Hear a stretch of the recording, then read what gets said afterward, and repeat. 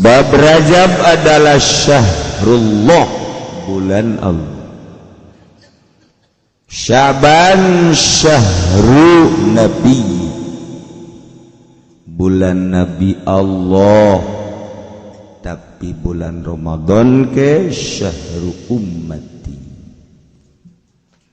Jadi Rajab julukanana syahri cek Allah. Kangjeng Nabi gabejaan syahrullah, bulan Allah. Mantap kangjeng diberangkatkan minal masjidil haram ilal masjidil aqsa, aqsa ka sidratil muntaha. Mukalamah jeung Allah cuman urusan kangjeng jeung Allah teman.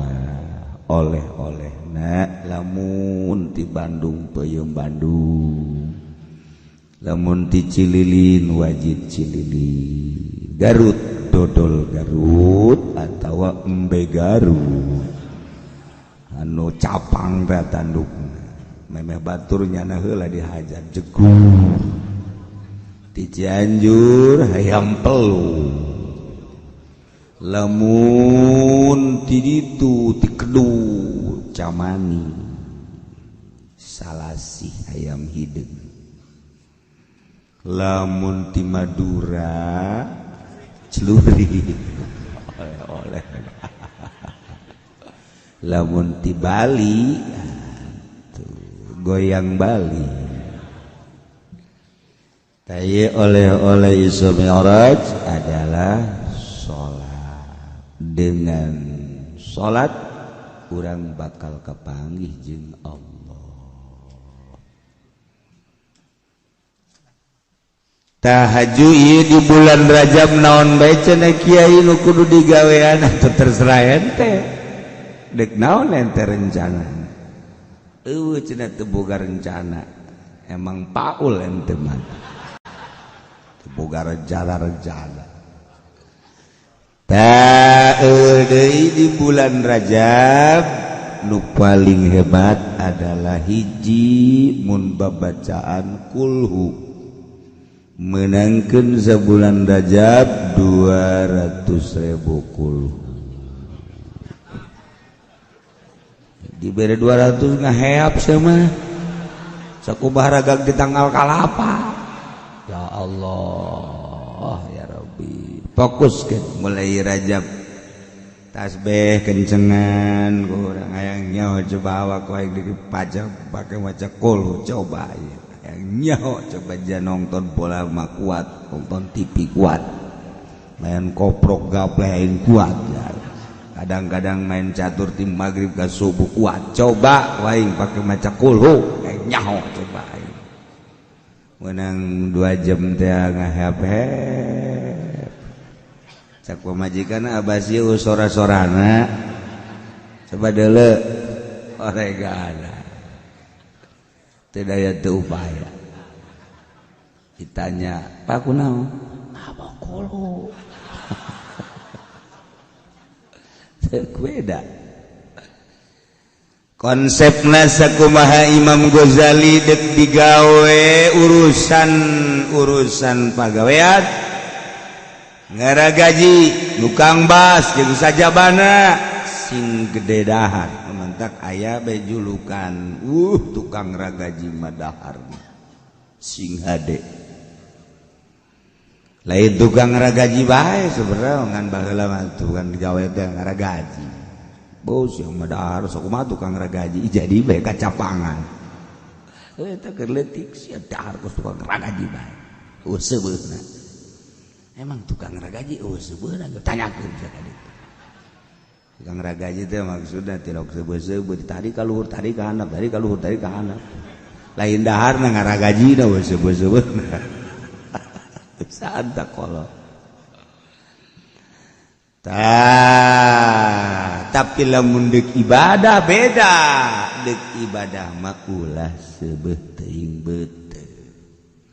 Digawe kudu seubeuh beuteuh. Deuk ibadah ulah seubeuh beuteuh.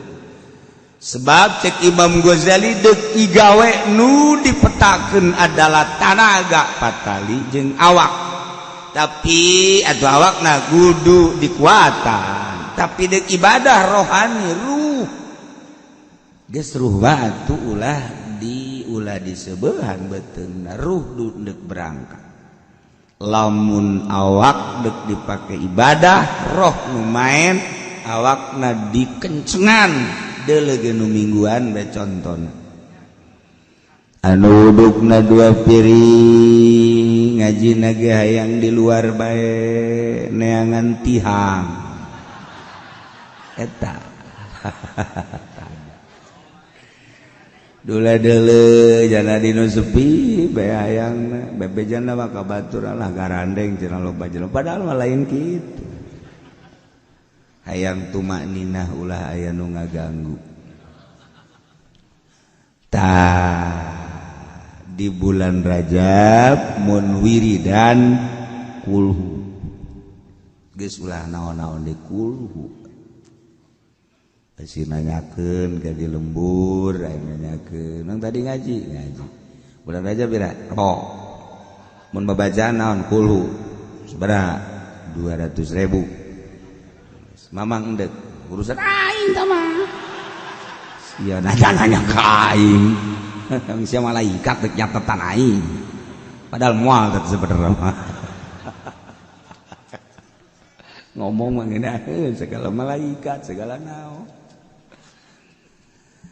lamun ibadah nu sejenna puasana teu kudu sabulan ulah sebab besi kaliru jeung Ramadan ulah jadi nu puasa sabulan mah ngan Ramadan doang ai Rajab liwatkeun ti sabulan sabulan setengah sabulan 10 poe sabulan 5 poe atau sebulan 2-3 poe liwat jadi ke juga tanya etika pasti di pikiran pasti jadi etika mundek saetik turun tina sebulan 27 poe Kanjeng Nabi man shoma as-sabi'a wal 20 min Rajab sajelema nu puasa tanggal 27 Rajab kataballahu lahu shauma sittina bakal dicatat ku Gusti Allah nilaina sarua jeung puasa 60 tahun urang umur 60 tahun ku puasa Rajab berarti sapoe-sapoena urang boga nilai puasa waduh untung biasa catat di jero hate geus aing mah diliwatkeun ku aing sebab lamun ti 27 60 umur aing kan bisa-bisa 70 geus aing mah datang ka bulan Syawal aing puasa nekad aing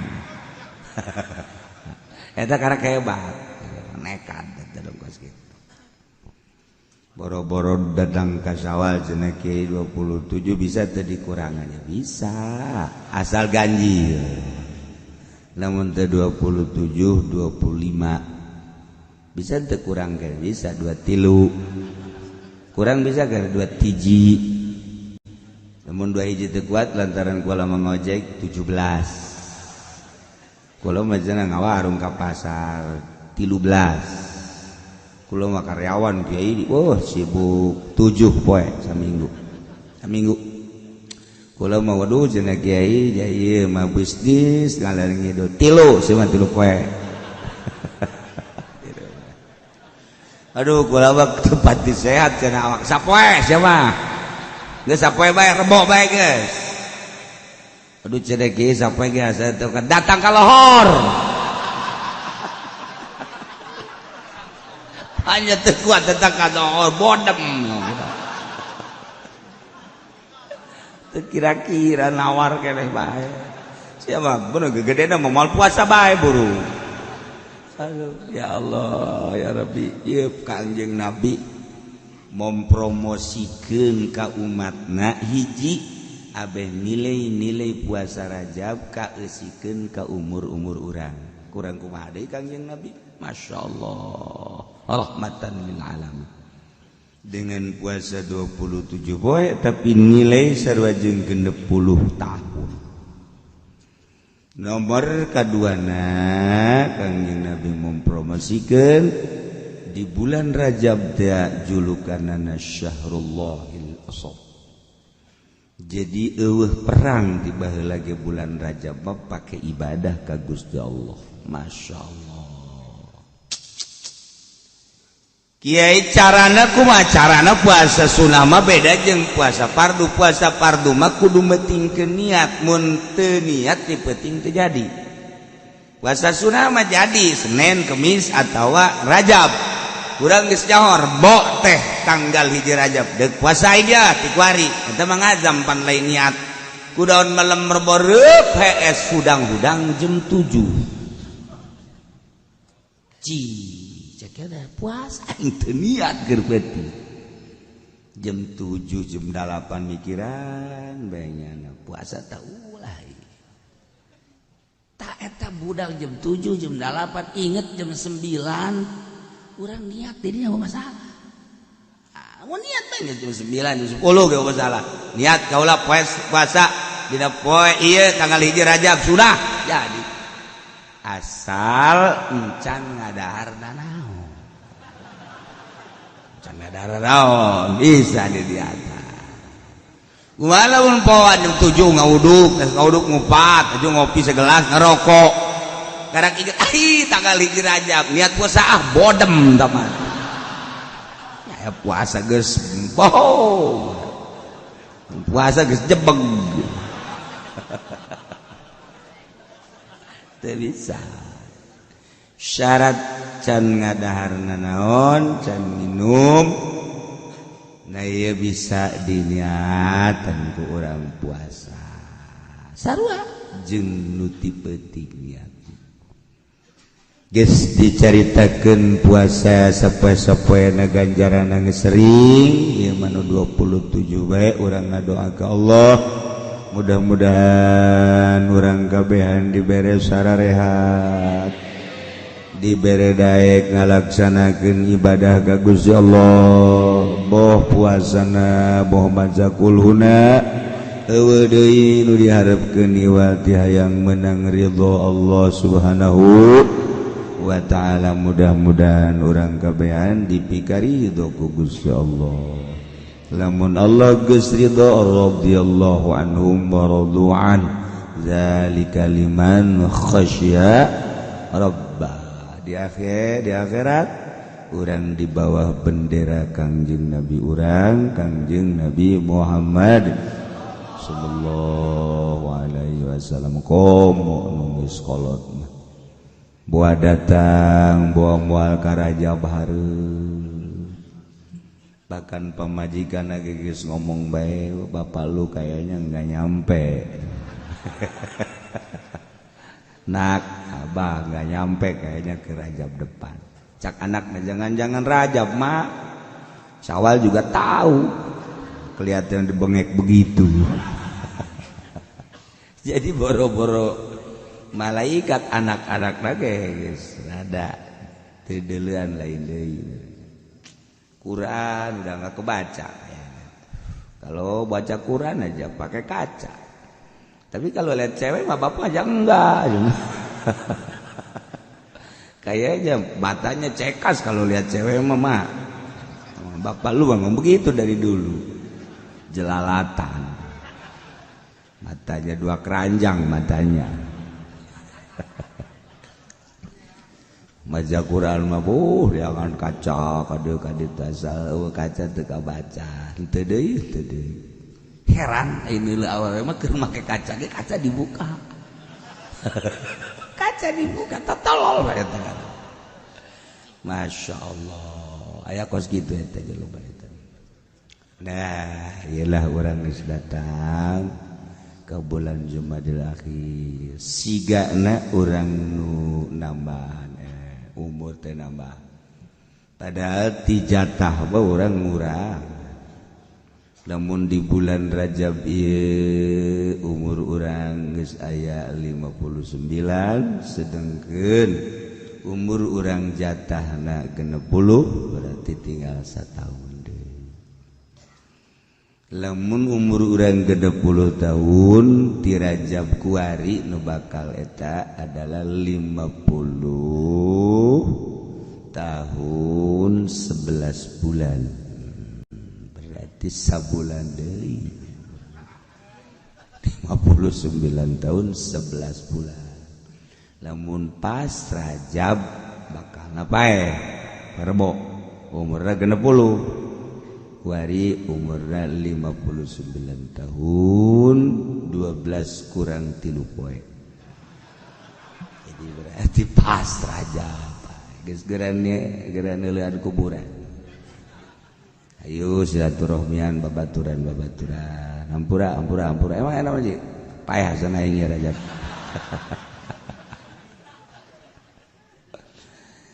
Gitulah urusan payah batu dihayang-hayang teu bisa diembung-embung teu bisa.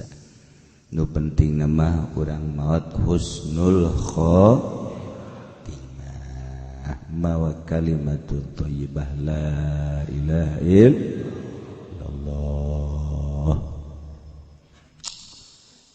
Kula masuk ngabayang-bayang be lamun jelema maot kafir angkleng-angklengan di neraka di kulub wates wangana masyaallah kan. Terus harapan kana dikaluarkeun nu maot kafir bawas maot musyrik murtad munafik naudzubillah min ai kitu bah mawa iman sanajan dikulub disate dikerebek-kerebek aya harapan jaganing gitu. Tapi lamun murtad musyrik kafir munafik naudzubillah min dzalik geus dikuncian lawang neraka nyana terus harapan gogolotrokan bayangkeun coba masyaallah bantak jaddidu imanakum bila ilaha illallah perbaharui iman dengan baca la ilaha illallah unggal mantap salat tilu mabaca jang tajdid supaya iman anyar deui sebab jelema biasana resep kanu anyar. Gitulah ditahankan juga.